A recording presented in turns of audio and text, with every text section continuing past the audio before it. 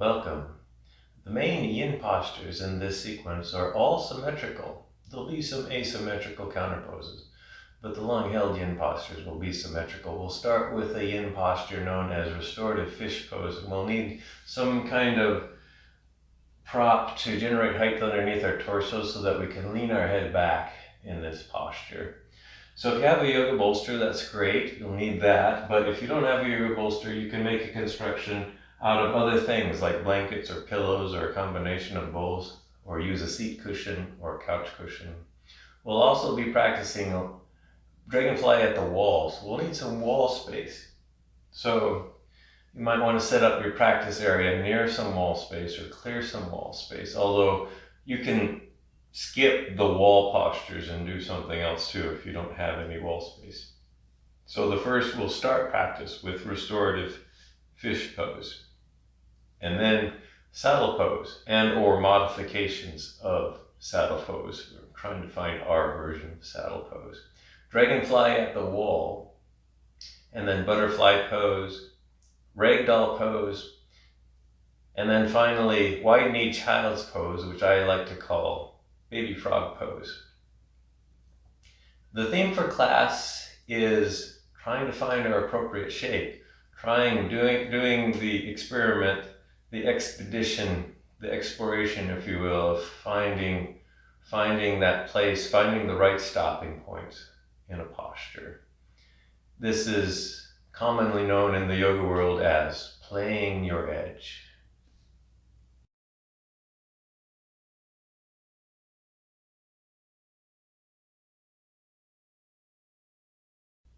This practice starts with the yin posture, with a restorative posture, what I call restorative fish pose, which will require some sort of prop. I'm going to use a yoga bolster, but you might have to use a construction of a couch cushion or blankets and pillows. To get into this posture, you'll lay your torso on top of the prop that you're using, and then scooch down the prop until just your head and to lay your head and neck back. So this is the point to the posture, to allow your neck to hang open here. Now, the theme for class is playing your edge. You want this to be restorative, so there's very little intense or dramatic sensation here. So if leaning your head back like this is intense and dramatic, then you need to decrease the height underneath between your head and the floor. And you can do that by using, say, an extra blanket or pillow. Maybe put a pillow underneath your head so that when you lean your head back, it's just the right amount, something where your head is leaning back. And maybe you can feel the fact that your head is leaning back, but there's no overall uncomfortable pressure, because this is where we'll just kind of hang out and begin the practice. And the reason we're doing this is a lot of us spend a lot of time sitting in a chair with our head and neck kind of forward. And so this just kind of moves everything back. So sticking with the theme of this practice is find your version of this that's doable for you. And maybe your head has to be pretty close to just neutral in order for this to work. Because we're going to spend a few minutes here. I'm going to spend a few minutes just grounding, if you will. So probably spend, since this practice, the main yin postures are all symmetrical. Maybe we'll spend about 4 or even a little bit more than 4 minutes per posture here, depending on the posture. Now, again, you want to modify this practice for your own body, which means you stay for less time or more time, depending on what you think is useful to you here. But I'll stay here in restorative fish for a few more minutes here. And like I said, the idea to this class is we're going to go through and kind of reiterate and talk about this key component of any physical posture practice in yoga, and that is finding the appropriate useful shape and stopping point.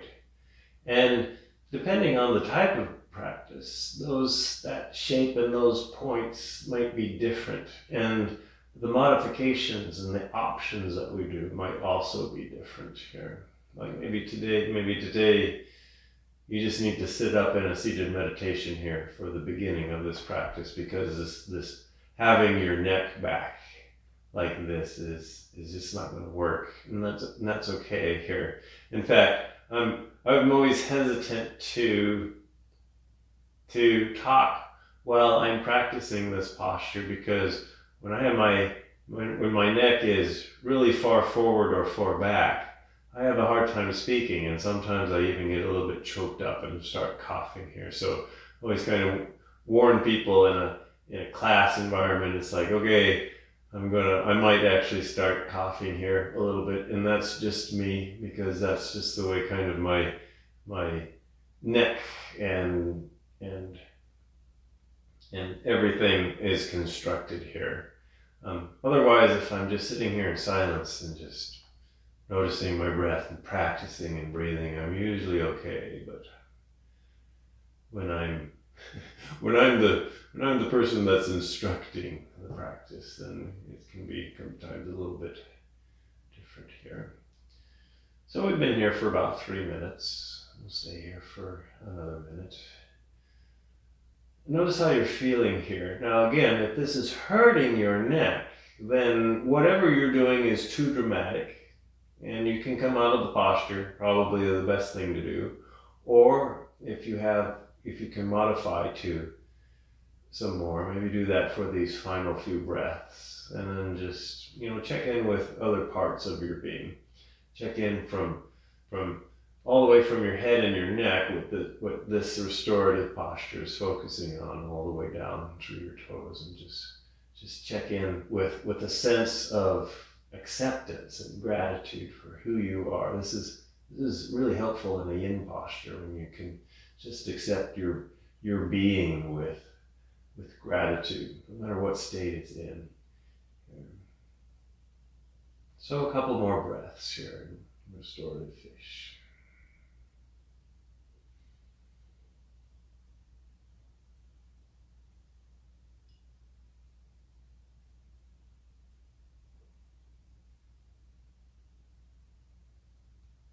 And then when you're feeling ready, we'll slowly come out. Now, what I would recommend is take your arms and move them back. Cup your hands underneath your head, and then you use your hands and your arms to raise up your head gently and slowly, a couple centimeters or so, just to bring the neck back to neutral. And then maybe keeping a hand on your neck, roll over to one side, and then bring yourself up to seated. A couple warm-up activities before we get into the next yin posture. So first, we'll do what I call seated swan. Now this can be done as a yin posture, but I'm doing this as kind of a warm-up posture here. So you'll maybe clear your space, legs out in front, and seated, and then bend your left knee. Put your left ankle on your right thigh to make kind of this figure 4 shape with your legs. So this is step number 1 for sitting swan. Nice neutral spine, so you might have to tone through your torso to kind of sit up straight here, right? If this is bringing a lot of intensity to you, this is your stopping point. So we're already talking about the edge here, playing your edge here. Notice if this is a good stopping point, you stop here. Second stage for sitting swan is maybe put your hands back on the ground. Lean back a little bit to bend the right knee and put the right foot on the ground. And then extend your arms. I like to turn my fingers to point away, but maybe you like your fingers pointed forward. Extend your arms, tone and extend through your torso. And just notice where the intensity, the pressures are here. Is this a good edge? This can be your sitting swan. If you just have to have more intensity in either your hip or your shoulders here, then send your hips forward towards that front heel. And then just stay here. This is a yang posture here. to keep your spine in a neutral position, your core muscles have to tone, your arms have to tone to stay straight here. Now some people like to lean their head back in this posture, but we just got done doing that for a few minutes, so you can keep your head neutral if you want to. One more breath here, and then we'll slowly come out of this. So to come out of this, slowly straighten that right leg. Slowly straighten the left leg. Slowly bring your torso up. And if you want to, you can do a quick forward fold here.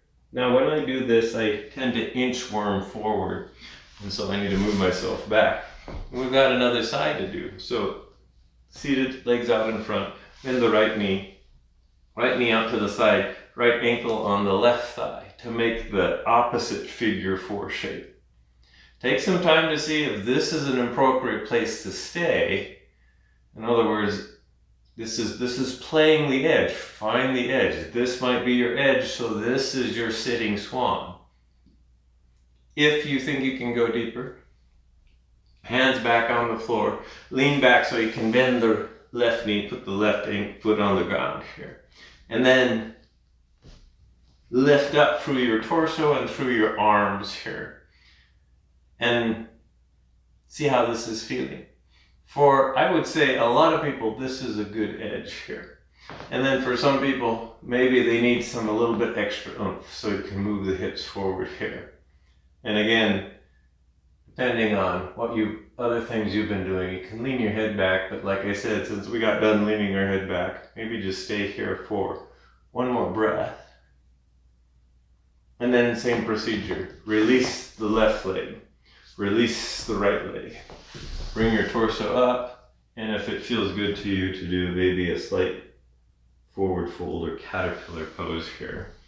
And then from here we'll do another little bit of a warm-up, just an easy seated twist here. So, in fact, since I have my bolster here, I'll do the twist on the bolster. So come to seated. Legs can be out in front, or your favorite cross-legged type seat position. And then sweep your arms up. And then when you get to an exhale, lower your arms and twist to the right. Take some time here, grow your spine tall. And then on your next exhale that you get to, see if you can twist a little deeper. You can find your edge here. So see if you're done with your twist, or see if you can get a little bit more out. There's some yang in this, so you can put a little bit of oomph in this as long as there's no pain or injury. See if there's a little bit deeper edge here. And bring yourself back to center. Inhale, arms up, grow your spine nice and long to make it easier to twist. And then gently twist over to the opposite side. And then spend a few breaths here, kind of exploring. Maybe on an inhale, you grow up tall, create nice neutral spine. Exhale, see if there's a little bit more depth in the twist. And notice where that depth comes from. Does it come from the upper torso or the lower torso? One more breath here. And then go ahead and release and unwind, and then we'll get ready for our next yin posture, which I call saddle pose. Now, if you know what saddle pose is, and you love saddle pose, you really like it, go ahead and get started in saddle pose and marinate there for a few minutes. If you're a saddle pose expert. If you're unused to saddle pose or don't really know what saddle pose is, I'm going to demonstrate a couple different types of postures first. The first posture, a good modification or option for saddle pose is Sphinx pose. And the reason is for most of us, saddle pose is actually a back bend, even though sometimes we're not feeling it in the back here.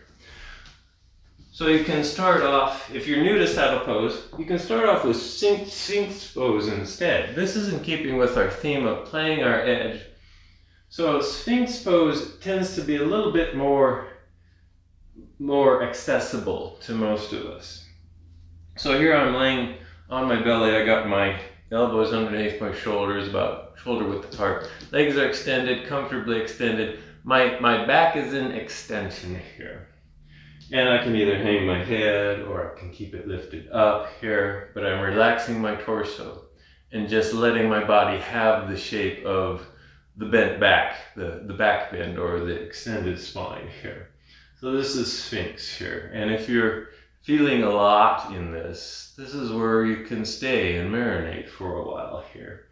I was also thinking about another option for saddle, which is a modified form of Sphinx, which I just call Sphinx at the wall. So this is where some wall space is a good idea too. So if saddle doesn't fit you very well, you can try this modification of Sphinx where you come over to a wall. I'm going to use this wall space and I'm not going to take the time to move things over. You might need padding underneath your knees, in which case grab a blanket or something to place under your knees here. Otherwise, I'm just going to come to this wall here and I'm going to bend both knees and place my shins and the tops of my feet parallel up against the wall here. And then I'm going to come down onto my belly and then arms, elbows bent, arms out, and then notice this is Sphinx, but now with my legs bent here. And they're up against the wall so that they stay in place. This feels a little bit more intense for me. It might feel a little bit more intense for other people than just regular Sphinx here. So this is a nice option when saddle pose it's not going to work for you here. And then you can just hang out here for a few minutes here. I would say if you're feeling something in this version of Sphinx, the Sphinx at the wall, then maybe stay here and I'll spend the rest of this time talking about a little bit more about modified forms of saddle. So find your breath here. Find the feeling. Find the sensations. Just notice them here. So I'm kind of inviting you to just stay in this posture. But if you really want to play around with saddle, which is a posture that's kind of not meant for all of us here, then for saddle, you're going to start. You might want to have your yoga bolster or your pillow, your couch cushion ready behind you. And saddle starts out by sitting on or in between your heels. So if that's not going to happen, then Sphinx or Sphinx at the wall, really good modification here. Next thing to determine is, do you need your heels together or heels apart? When I practice saddle, I tend to do kind of a hero's pose version where I'm sitting in between my heels. This works for some people. If you're internally rotated kind of person, this works well. I'm not very internally rotated, but I'm internally rotated enough in my hips for this to work for me. So they're sitting in between your heels with your knees together, or they're sitting on your heels, knees wide apart. That might work for you better. So you can try that. Here. The next stage is you start leaning back, and you do this slowly until you feel some stopping points. So for some of us, we might have to stay just on straight arms here. So this is our saddle. We're feeling enough here in this version. Maybe after a while, or after time, maybe we can go a little deeper. Maybe we can lean back onto our elbows here, and this is where we stay. And it's okay for the knees to float. Notice my knees just popped up off the floor. If that created pain, that would be a problem, an issue. It's not creating pain in me for them to float, so they can float. But if they need to be on the floor so that they're not in pain, then maybe your torso has to stay higher. Maybe you make it all the way down onto your bolster here for saddle. And then just See if you can soften. This is a yin yoga practice. So the idea is once you make your shape, the idea is to try to keep the muscles soft. That's hard to do when there's a lot of intense pressure going on. Now the pressure is different because we're all different. Sometimes it's in the front of the thighs, sometimes it's in the low back, sometimes it's in the knees, sometimes it's in the ankles. Depends on how you're built here. So just a few more breaths and saddle. And of course, there's some people that have enough range of motion that they can settle all the way back down onto the floor in this posture. And then just stay here. Saddle's an interesting posture because it's the direct counter pose to sitting in a chair for a long period of time. And it's one of the reasons why it's so difficult for most of us to do. Because it's almost a cultural issue. Cultural being most of us modern Westerners spend a lot of time sitting in a chair. And so this, for whatever reason, this simple posture feels impossible. And I just want to say it's not your fault. It's just a product of lifestyle here. But it is a good counter, and so finding your version of this is good to practice. We've kind of spent enough time here. So whatever you're doing, whether it's Sphinx at the wall or some version of saddle pose, go ahead and slowly make your way up and out of saddle pose. And the counter pose for this will be a yang core engager. It's a forearm plank. So from hands and knees come down onto your elbows. And then lengthen out each leg, press your toes into the ground.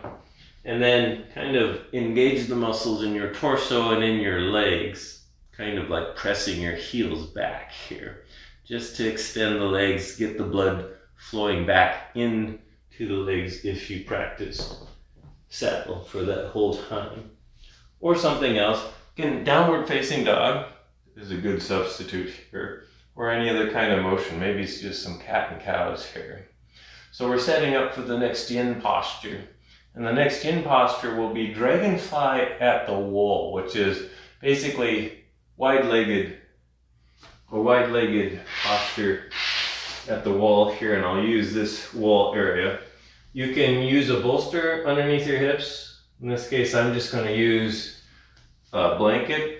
You don't have to use anything. You need a considerable amount of wall space for this posture here. And there'll be an alternative if you don't have a wall here. So come to legs up the wall. And legs up the wall is lying down with your legs up the wall. You sit next to the wall and you roll up onto your padding if you're using some padding. And then, so this is legs up the wall. Dragonfly at the wall is taking each leg out to either extend the leg out to each side as far as it will go. And this is why you need a lot of wall space here. Just go out as far as kind of what I call your initial edge. Not anything that's too intense, so it might not be too far here. A lot of things you can do if this gets, for some people this is too intense. Gravity just pulls their legs apart too much. You can put a block underneath your leg, your thigh, to keep it from going any farther here. Or if you have a long enough strap, some people put straps around their feet to keep the legs from going out too far so that you're not in pain here. So this is a good starting point. Maybe after we've been here, we'll stay here again for about 4 minutes or so. After your body has settled and got used to this idea of Dragonfly, maybe the legs can go out a little bit wider, maybe they don't here. Again, you're trying to find your appropriate edge. You're trying to play your edge by how you're feeling and not how it looks. So how much strain, how much pressure are you feeling? For most of us, we're feeling this on the insides of our legs. How much of pressure can you stand to have there And again, yin works best when it's a light pressure, not when it's the most intense, because if it's really intense, then we lose patience and we get too desperate and have to come out here. So this is Dragonfly at the wall. If you don't have wall space, an alternative to Dragonfly at the wall is just with regular Dragonfly pose. So if you're loving Dragonfly at the wall, stay there. If you're not loving it, or you don't have wall space, then just try regular Dragonfly. And regular Dragonfly is seated posture. I'm sitting up on a little bit of height because I have a lot of tightness in my legs. And then bring your legs out wide to either side. You can stay with a nice neutral spine, or you can create a back bend here by allowing yourself to tilt forward and then relax and round your spine here. And you can put props underneath your torso to support your torso if hanging in thin mid-air is just too dramatic here. But this is something you can, again, if you don't have wall space, you're still trying to do this practice, then you don't have to skip Dragonfly at the wall. You can just do this sort of regular Dragonfly here. So that's a nice modification. And again, if things are getting too intense in the legs, decrease the angle between the legs, regardless of whether you're doing it at the wall or if you're just doing it on the floor here. So again, there's only so much an instructor like me can say about finding the appropriate edge here. The nice thing about Dragonfly at the wall is my spine is neutral, in a neutral position. It should just be lying on the ground. And so I can really focus on the sensations that the wide legs produce here in this posture.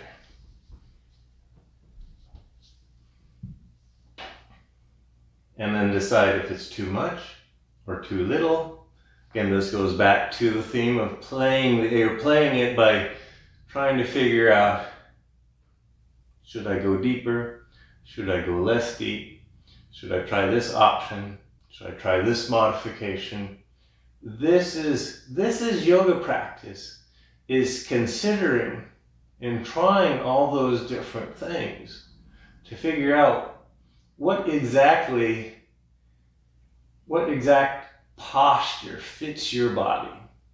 There's some sayings in some circles of yoga. It's like, you're not trying to make your body fit the posture. You're trying to make the posture fit your body. You will get the maximum benefit and maximum usefulness out of the practice when you switch from this idea of making your body fit a practice. Make the practice fit your body. So just a couple more breaths here. Whatever version of Dragonfly that you've found to do here.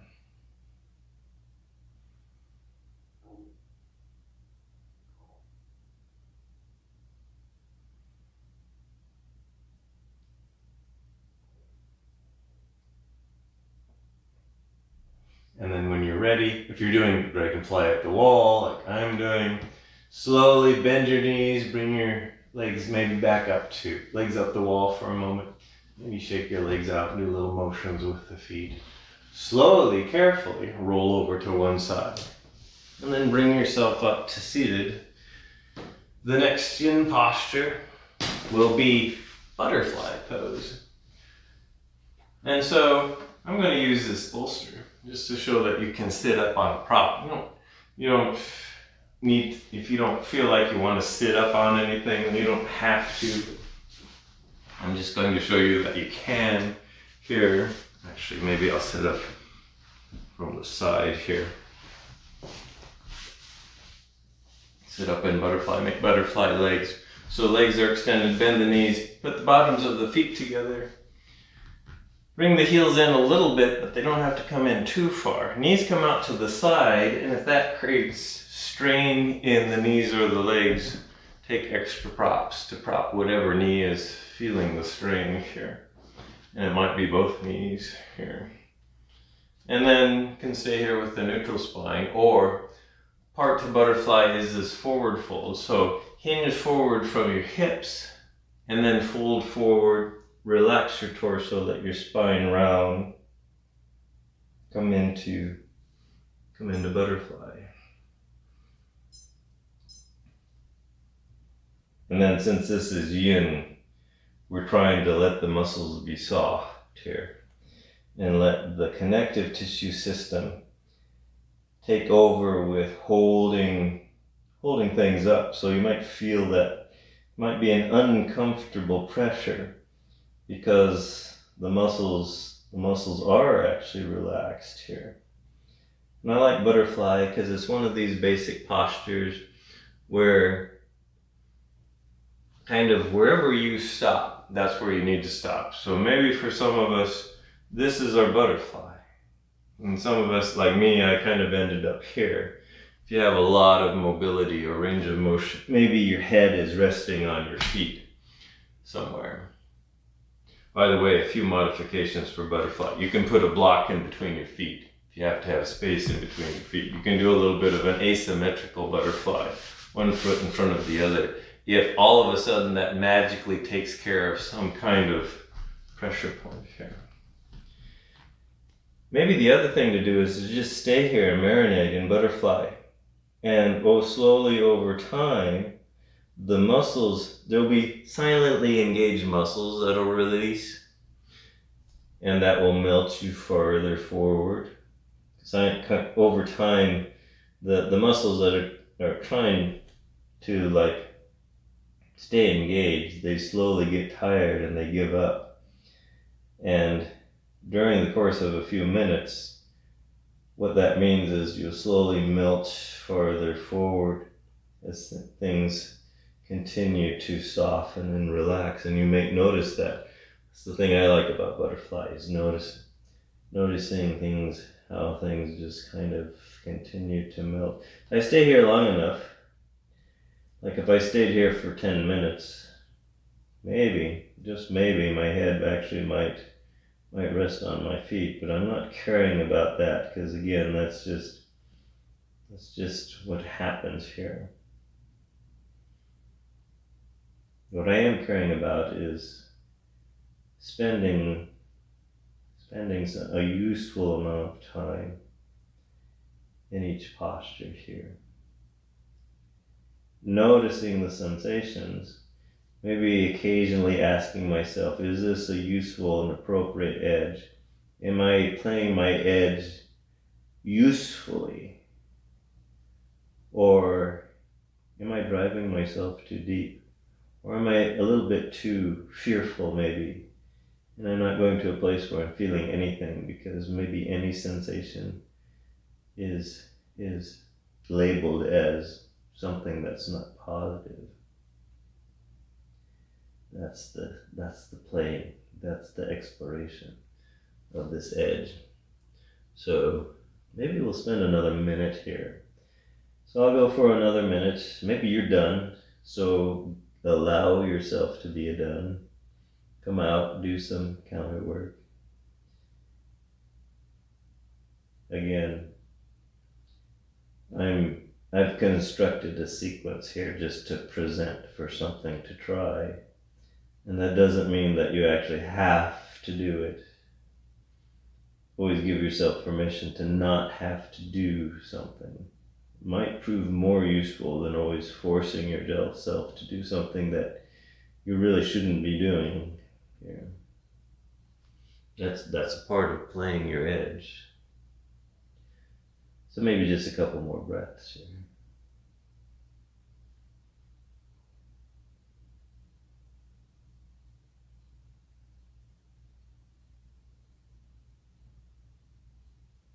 And then when you're feeling ready, slowly bring yourself up. I like to use my hands and my arms to do the yang work of pushing my torso back up. And then when it's close to straight, then I engage the core muscles to kind of finish straightening and neutralizing the spine. You can do little exercises here. Knees come up, extend the leg forward, the counter pose I'm recommending that for this is a little bit of a core engaging young posture called reverse table. So bend both knees, put the feet on the ground about hip width apart, hands behind you, fingers can point forward or back, and then push through the feet and the arms and the hands. Lift your hips up as high as they go, and it doesn't matter how high they go. Maybe it's just a little bit off the ground. Maybe it goes all the way up. Keep your head tucked for this one, since we spent a lot of time leaning our head back here at the beginning of practice here. And then maybe do a few cycles of this. Maybe slowly, to just notice the core engagement and maybe the stopping points here. And after a few rounds of that, we'll move on to Ragdoll pose, which is another forward fold. So you'll come to standing, feet comfortable and stable width apart. So part of playing your edge is finding where your feet need to be. Some people like to have their feet close together. Some people have to have their feet hip width or shoulder width apart.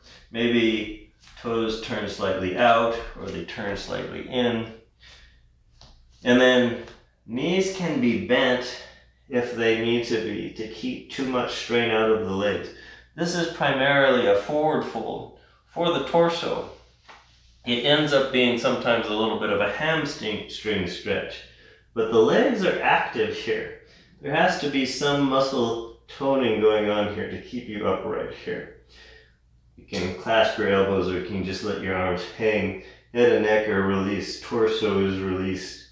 And the idea here is you just hang out here for a few minutes here in Ragdoll here. If you don't like the balance aspect of this, then you can always, again, we created some wall space. So you can always come over to a wall. Some people like to lean the back of their torso up against the wall here. Or you can lean your butt up against the wall here. To take the balance out of the equation, you can lean up against the wall, don't have to worry about falling over.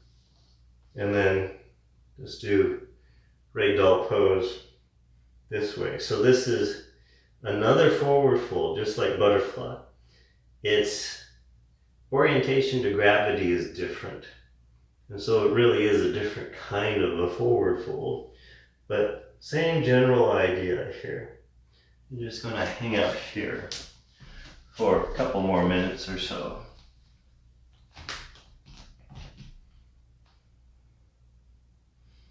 So again, find your edge. Have a lot of looseness in the back. Some people have no tightness in the backs of their legs at all. So they can have their legs perfectly straight. In fact, you can maybe even lock your knees off here. But of course, my knees are not going to lock because I'm feeling a lot of strain and tightness. So I get the extra hamstring stretch here. If this is too strainful, again, the primary idea of Ragdoll is the forward fold in your torso. So legs can be pretty wide, knees can be pretty bent here.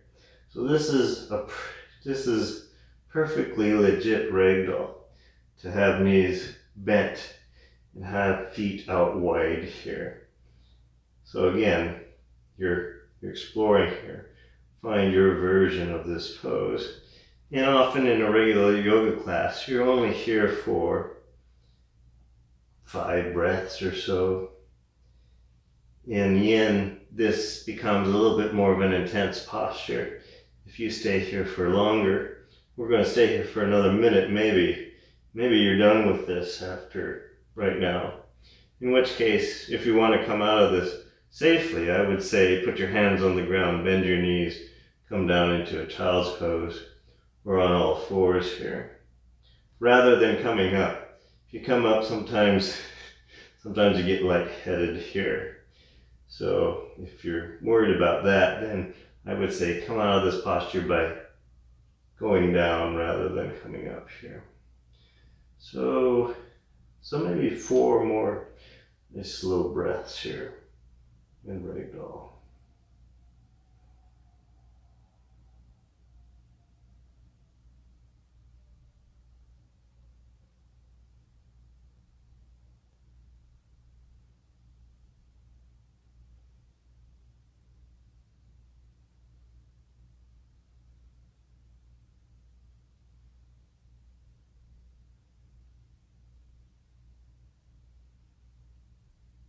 And then when you're ready, I would recommend bending your knees enough to put your hands on the ground and then bring your knees down onto the ground.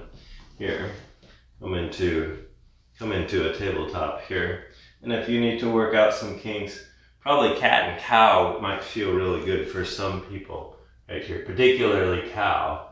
Maybe just gently moving back and forth between the two might feel good here. But we can go into the next yin posture, which is wide-legged child's pose, which has all kinds of names. I often call it warrior four or baby frog here. And for this one, you just sit back on your heels, bring your knees about mat width apart, lower your torso. So knees far enough apart so that your torso kind of fits in between your thighs here. And then arms can come out forward, and then you just lower your torso until it finds a stopping point. And by the way, if this is creating a lot of strain, create some height underneath your hips and your torso by placing a prop here. So if you do have that yoga bolster, you can just place it right underneath your torso, maybe all the way back underneath your hips, to give yourself a sense of stability. For a lot of people, maybe that's not needed. So you can just stay here, and you can decrease and increase the distance between the knees. If you have them out too wide, bring them in. If you have them maybe in too close, you can bring them out. Maybe for some people, wide-legged child pose doesn't work, but maybe knees together it does. So again, this is where you play around with the shape. So this is part of playing the edge. In yin, you have time. In a yang class, you might not have time because you're just not spending enough time. By the time you figure out the minutia of the posture, you've moved on to the next posture. Here in yin, you have some time here. But remember, time is also an element of the posture.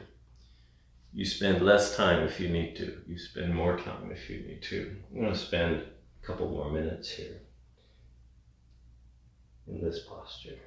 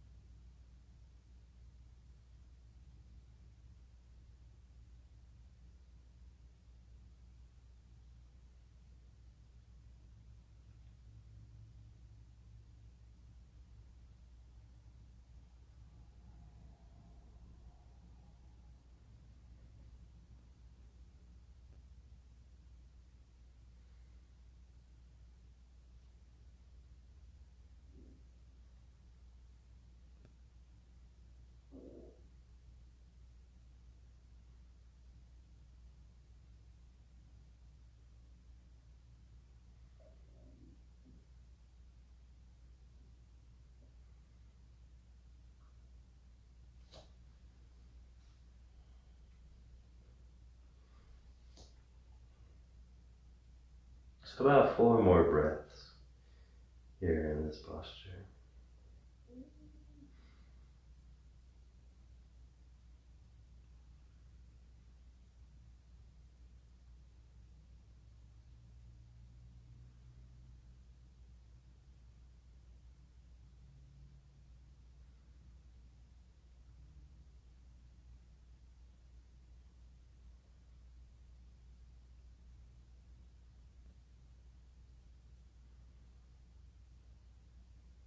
Then slowly bring yourself up.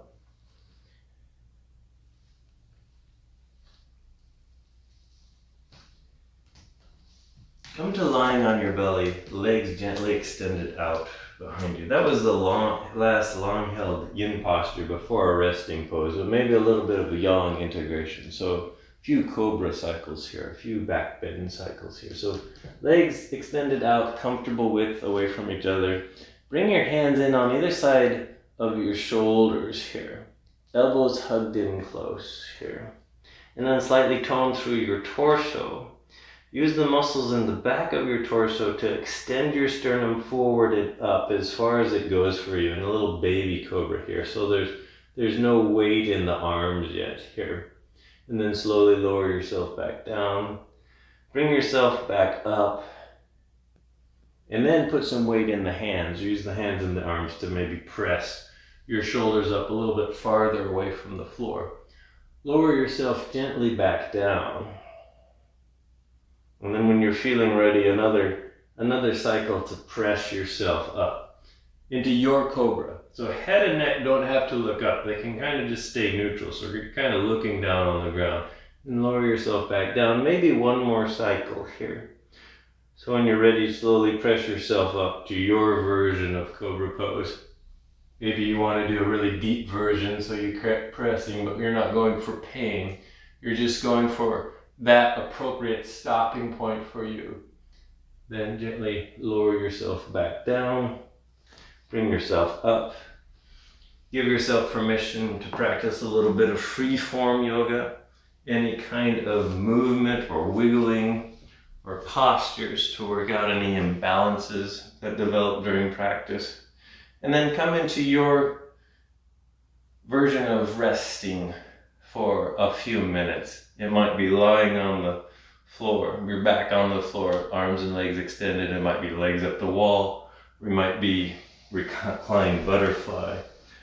I'm going to just practice simple seated posture on some height here, which you can also do here. I just kind of call this a seated meditation position here. Any kind of comfortable seat. Comfort and stability are good ideas for this final resting posture. So if you need extra cushioning for comfort, like pillows and blankets, you use them.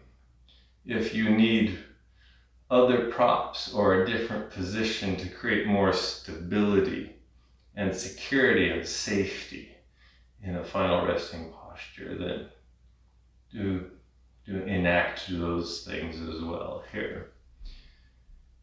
And then when you've come to that final position, allow things to become still to encourage some mental stability. And maybe today it's just not there. Maybe the mind continues to race. Let that be okay. Let the body continue to be still. And let it be okay for your mind to race, and just let this be an act of noticing. So notice where your mental edge is.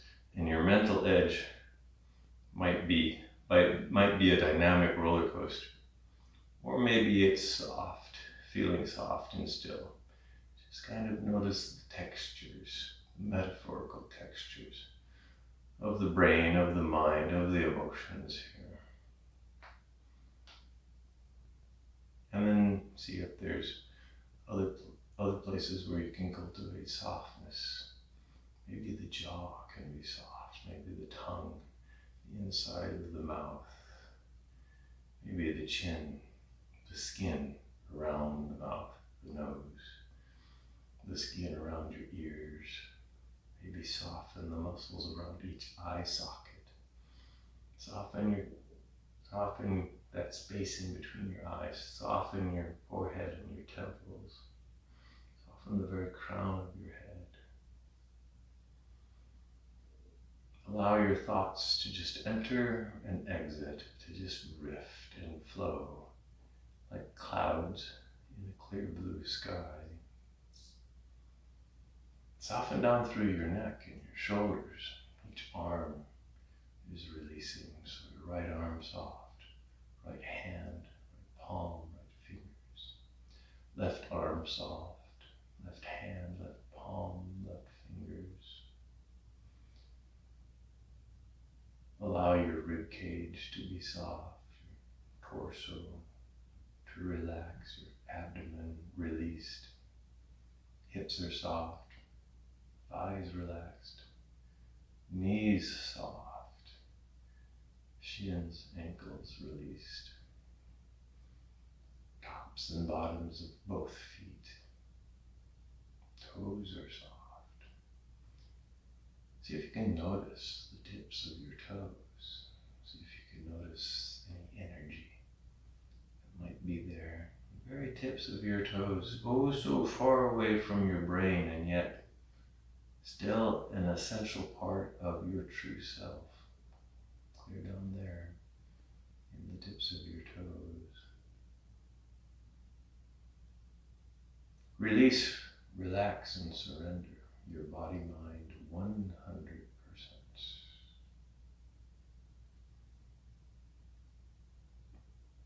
Can you play with your edge here in your resting position? Can you find a sense of deep relaxation here? And you might have to explore here too, with your breath, with your position, and with your acceptance of whatever your mind is up to at the moment. Maybe it can dwell on the present moment. Maybe it's desperately trying to get away to the future or to the past. Maybe give yourself permission to slowly nudge it back into the present for a few more breaths.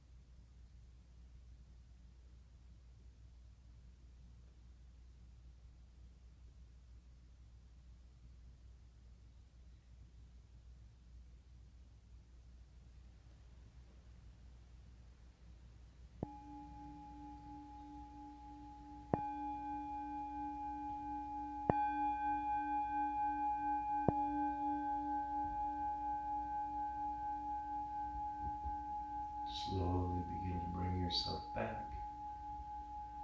When you're feeling ready, maybe start to make little movements with fingers, toes, hands, and with feet.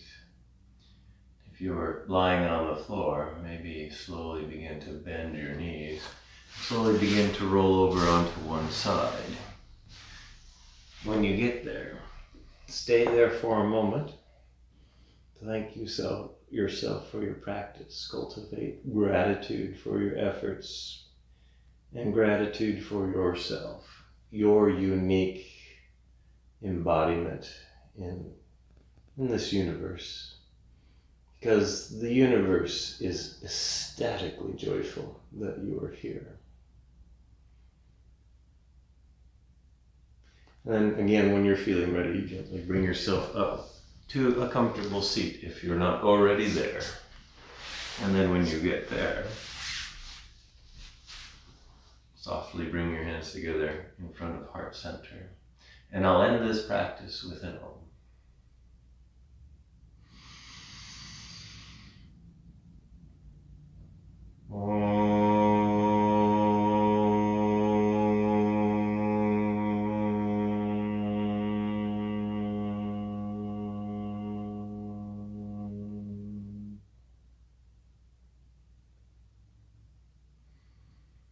The inner light in me honors the inner light